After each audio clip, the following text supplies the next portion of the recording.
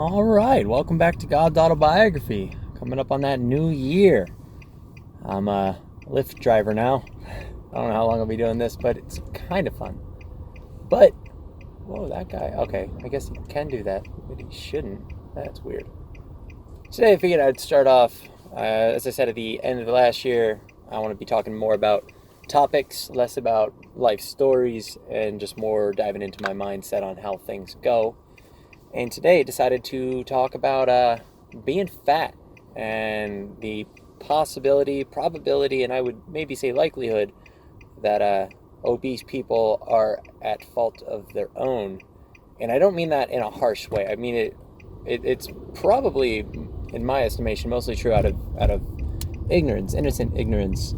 I don't believe ignorant to be an inherently offensive word, but it's easy to displace blame from oneself and to say that I am X or I am Y because of some other X or Y. And I think that's too easy to do and quite often not true. So in the case of being obese, I think it very much falls into that category.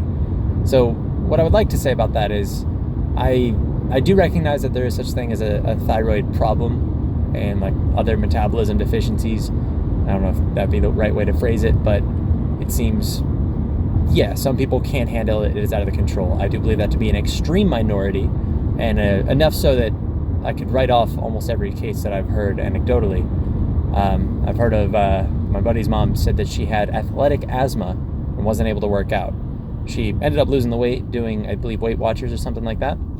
But I would like to just kind of dive into the idea of first mathematics or science that kind of backs this. If anyone's overweight and they're wondering why or how, you might want to just look into the idea of what energy is and kind of the axioms behind it that we are bound to. And that is that energy cannot be created or destroyed. It can only be transferred, transformed, translated, displaced, utilized, burned, gained. It can't just disappear and it can't just appear. So in terms of consumption, that comes down to calories. Now there's a really simple app, Chronometer, I believe it's called. I've used it when I was kind of calculating my macros, making sure that I was not in a nutrient deficit, especially when I switched to being vegan. But to anybody overweight, one, understand that if you're burning more calories than you're taking in, it is impossible to gain weight. You can't put on more energy than you've consumed if you're burning more than you've consumed. It's just, I don't know, it's physically impossible.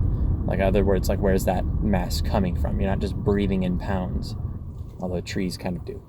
But I would challenge anybody who's overweight to download Chronometer and for just a week, eat as you regularly do, as you typically do, and catalog every single bit of it accurately.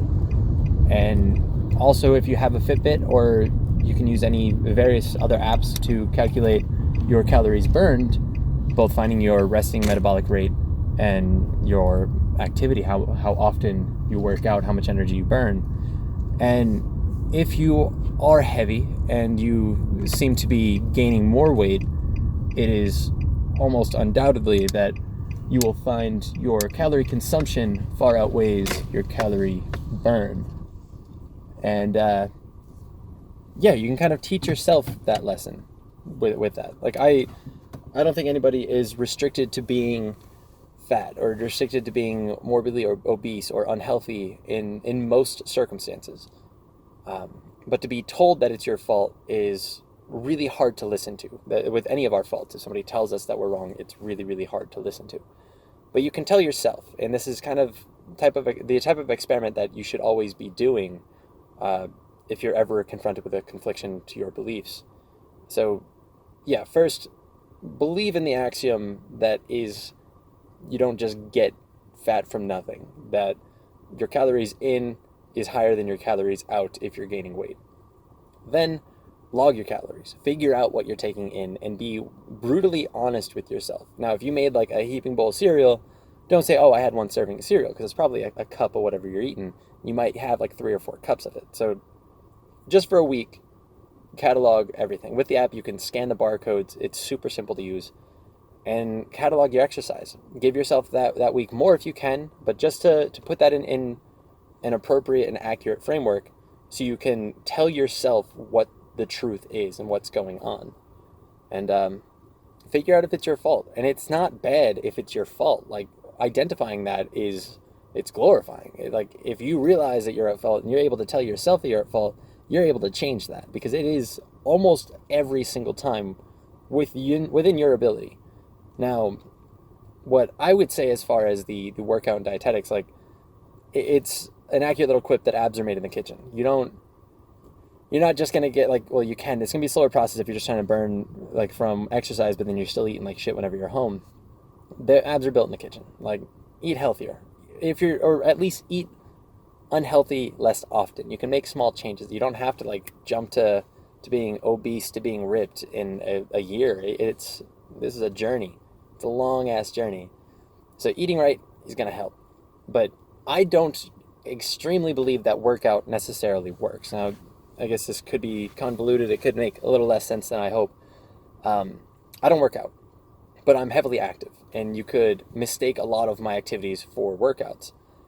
What I believe in is play. Like, if for you it's fun to go to the gym and lift weights, you are working out, yes, but more so you're playing, you're having fun. And that's what's going to bring you back to it. If you lament going to the gym and you've been going for, like several months, like, you're still hating it, and that hatred stacks every time, and you're almost destined to fall off.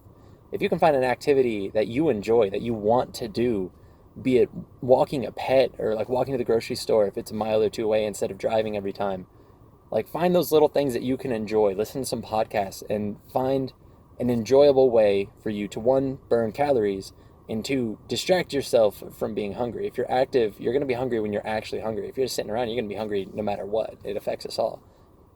For me, that comes into the form of tricking and calisthenics and parkour and tumbling and those acrobatics that get me over my head.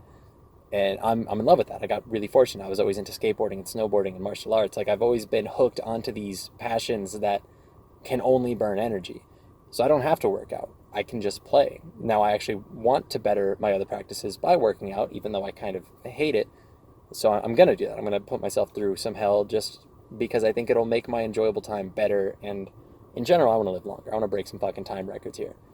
But yeah, quick little video of this guy, Stephen French, God's autobiography. If you're fat, it's probably your fault. And that's not bad. It means you can fix it. It's better than living under, I don't know, some false belief that you're out of control of the body that you're in. Like, own that shit. It's yours. Take it and run with it. Literally, fucking run with it. You'll be lighter. You'll live happier. You'll be less sick, and you might get a few more years on this earth. You got that one shot, homie. That's it. Peace.